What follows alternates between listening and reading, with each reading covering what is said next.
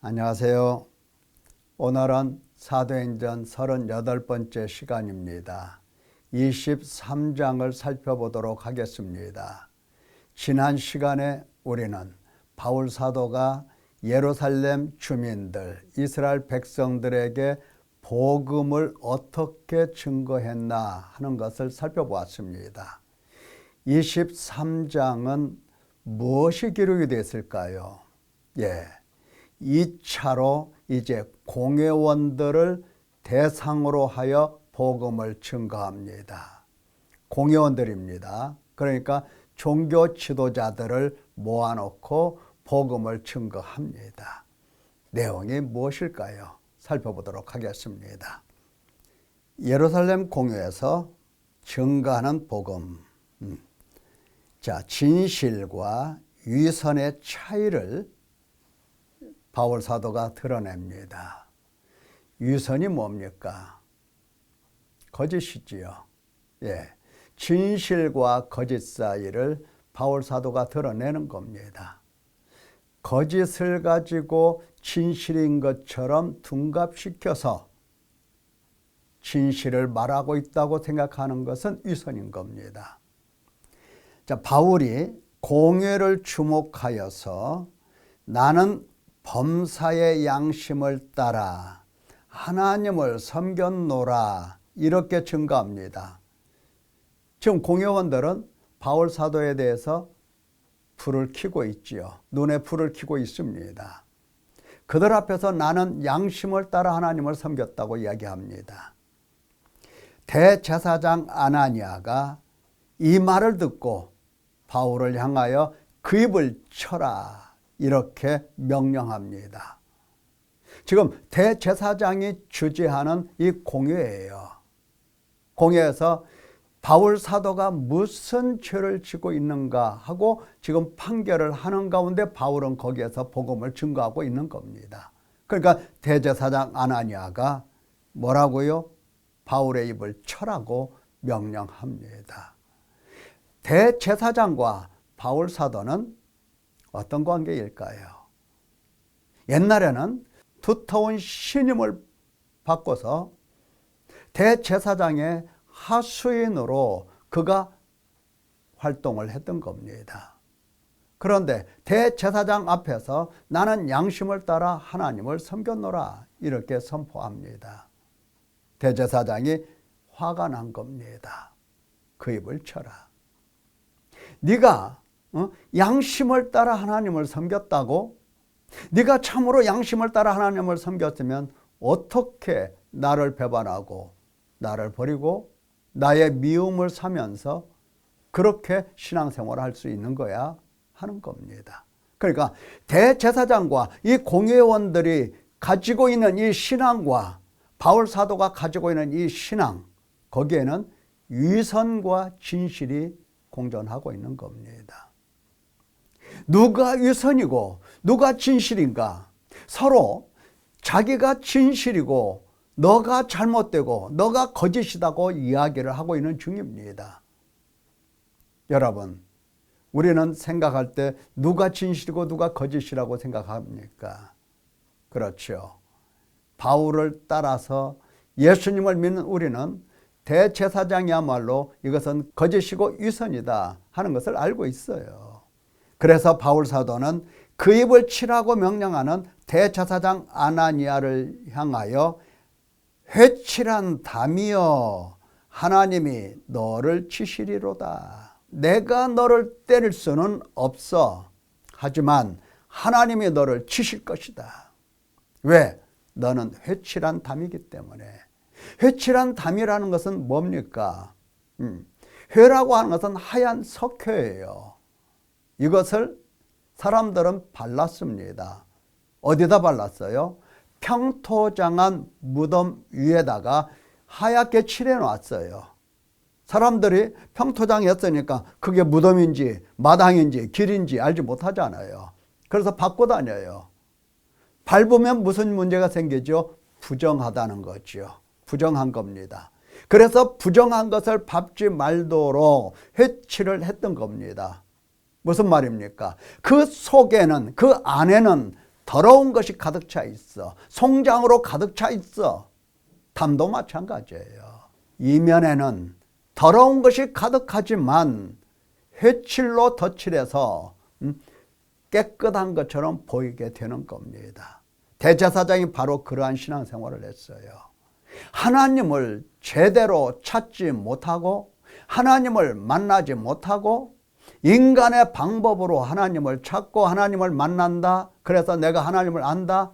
그것은 반드시 위선으로 들어가는 지름길입니다. 지금 유대인들이 어떻게 하나님을 듣고 배웁니까? 그렇죠. 모세오경입니다. 구약성경이에요. 구약성경이 잘못됐다고 누가 말하겠습니까? 그러나 구약성경을 읽는 사람들의 눈이 어두워지고 마음이 흑암으로 가득 차서 알아듣지를 못하는 겁니다. 하나님의 말씀을 알아들을 수가 없어요. 그래서 구약성경을 가르치고 전수하고 또 율법을 지키고 전통을 만들어서 전통을 지키고 또 그것이 관습이 되어서 온 나라 온 사회가 다 지킨다 하더라도 그게 하나님 찾는 방법이 아니라는 겁니다. 바울 사도가 그것을 지적하는 거예요. 그래서 네가 지금 회칠한 담이 된 거예요. 하나님이 너 반드시 친다. 반드시 하나님이 너를 치실 것이다. 왜? 거짓이니까. 위선이니까. 속에는 더러운 것이 가득 차 있으면서 입으로 지식으로 내가 하나님을 알고 하나님의 백성이고 하나님이 우리를 구원하셨고 하나님이 우리에게 복 주시고 하나님이 우리를 도와주신다. 너 생각하고 있지 않는가? 그것은 하나님하고 아무런 관계가 없습니다. 하나님 찾는 방법이 틀린다. 하나님이 당신의 뜻대로 당신 백성을 구원하시는 건데 거기에 부합하지 못하면 하나님 제대로 맞는 것이 아닙니다. 회칠한 담이 되는 거예요. 그래서 네가 나를 율법대로 심판한다고 앉아서 율법을 어기고 나를 치라 하느냐? 진짜 율법을 모르는 겁니다. 진짜 전통을 모르고 진짜 관습을 모르는 거예요.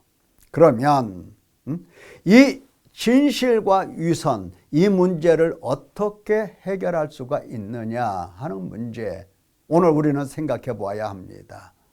왜냐하면 우리가 교회에서 하나님의 말씀을 배웁니다. 구약도 배우고 신약도 배우고 다 배워요. 그리고 하나님을 깨달았다고 하고 하나님을 안다고 하면서 나 하나님 믿는 사람 이렇게 생각을 하게 되는 겁니다. 하나님은 하나님의 나라를 전파하실 때에 그런 방법으로 하시지 않습니다. 하나님의 나라를 전파하실 때는 반드시 예수 그리스도의 복음을 증거합니다. 그리고 하나님 앞에 나와 회개하라고 명하십니다. 하나님의 나라를 전파하시는 예수 그리스도의 이 복음을 듣지 않는다. 하나님 백성으로 하나님 만날 수 없는 것은 말할 것도 없어요. 들었다 해도 하나님 앞에 나아가서 회개하지 않는다. 역시 하나님을 만날 수가 없는 겁니다. 반드시 위선자가 됩니다.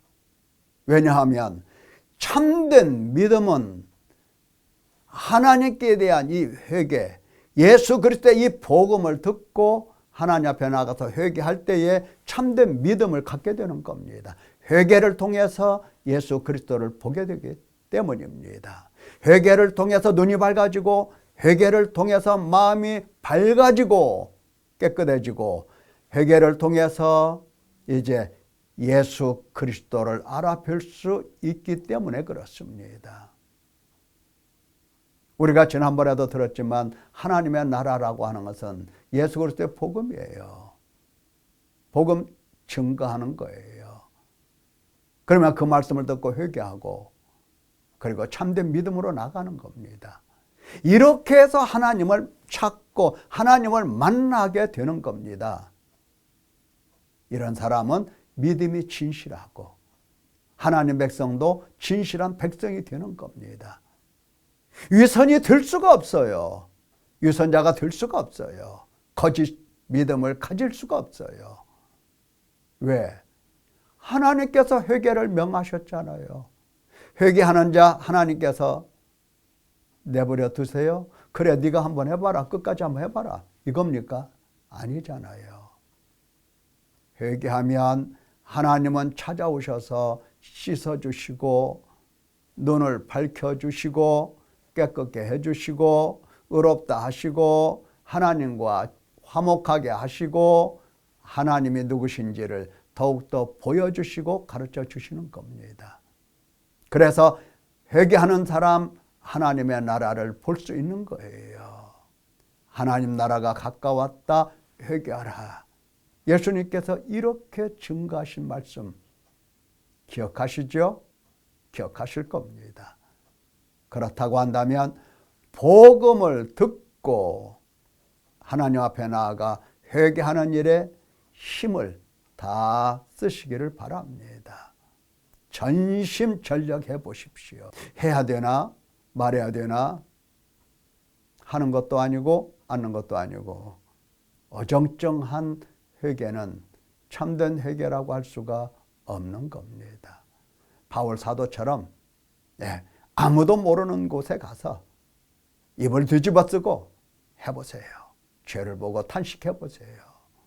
하나님께서 과연 나에게 어떻게 은혜를 베풀어 주시고 어떻게 하나님의 백성으로서 길러가시는가 체험하게 될 겁니다.